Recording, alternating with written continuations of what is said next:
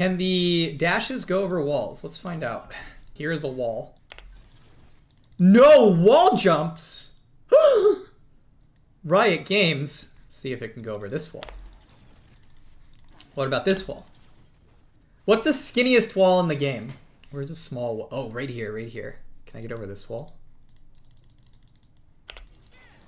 Okay. You heard it here first, everyone. AMBESSA can't go over walls.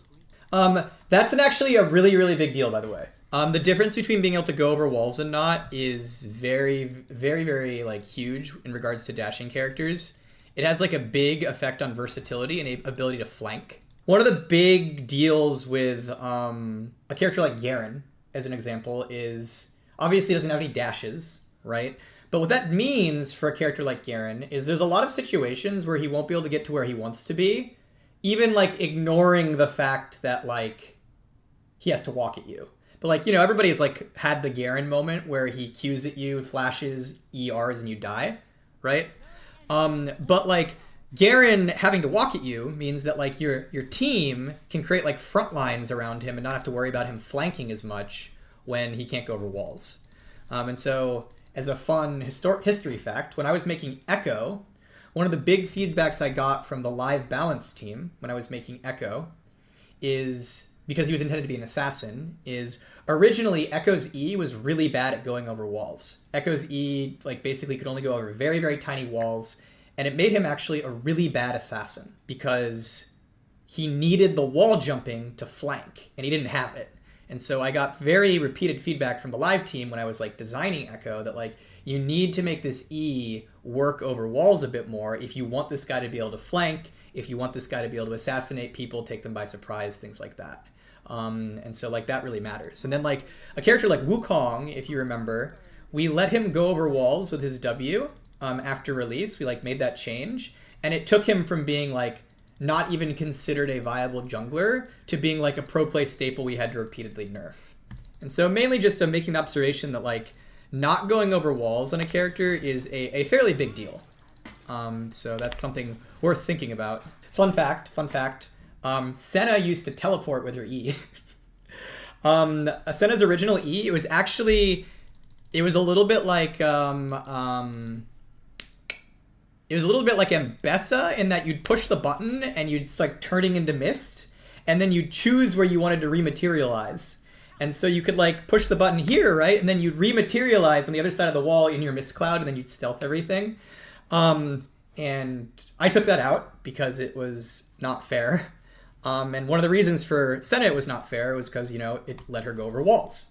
Which, again, like, I think if there's one thing I've learned making champions, it's that going over walls is a big deal. And so the fact that AMBESSA can't is a very real limiter for these dashes. One of the things people think PBE is for is balance, which it is not. PBE is good for balance if you're TFT, because TFT has a pretty big player base that goes on PBE, and it's just a lot easier to, like, understand power in a game like that. But for League of Legends, PBE is almost worthless for balance. Like, I'd actually say it's beyond worthless, meaning that if you were to look at things like PBE win rates, you'd actually get wrong information instead of right information. And so just warning you all that, like, if you go in and you're like, why did Riot release that OP thing? Didn't they know it was OP on PBE? It's like, actually, on PBE, because of how low the population is and how unbalanced the games are, it's actually next to impossible to get anything, like, close to solid balance reads for at least mainline Summoner's Rift. And so just letting you know not to have the expectation that just because on something that's on PBE that we could, like, determine its balance before it goes live. What are my thoughts on AKSHAN? He feels frustrating. Low Amari feels like you over-nerfed. You have to stomp lane and get multiple good roams for him.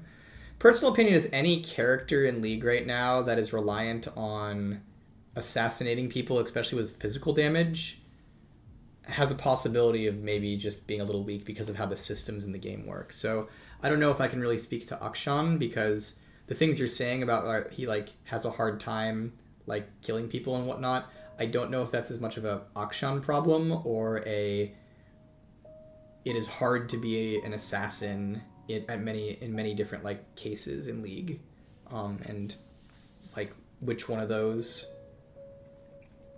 is it? I'm not sure. I don't know them enough. And the champions don't give you bonuses. So here's the issue with champions giving bonuses. Okay? Because like that's a thing that I think is like a very reasonable question to ask. It's like, hey, if you make something that does really well, should you not get a bonus for that? Like, isn't that just a good incentive? And there's two potentially problematic outcomes from that, as opposed to, say, a bonus system that's less about like an individual product doing well and more about, say, like the entire company doing well.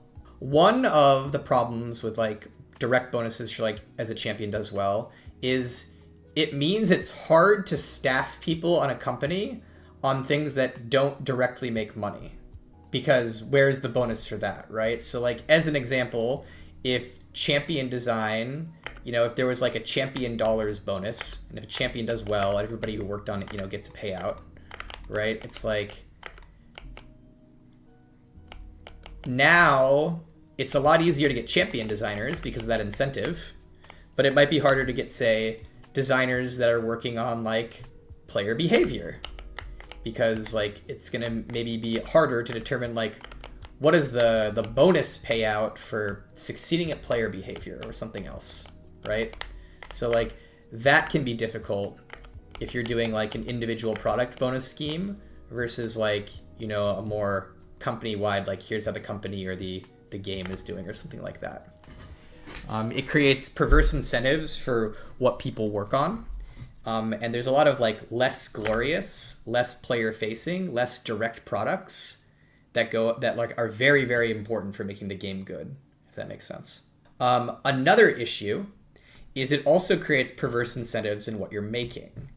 And so what I mean by that is if you get a direct bonus from how well a champion does, you only want to make super giga popular champions, which at face value might make sense. It's like, wait, isn't that a good thing? Shouldn't you make champions that people like?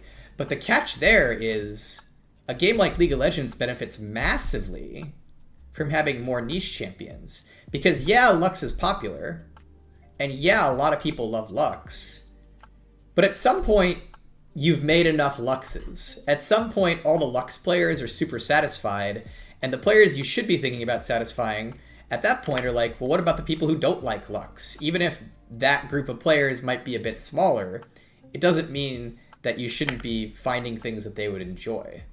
And so that's just another issue with an incentive structure that like pays out bonuses to like making popular characters, is it also gets in the way of potentially making characters that would be very successful for smaller communities of players. And like that's important that you're making a variety at the end of the day.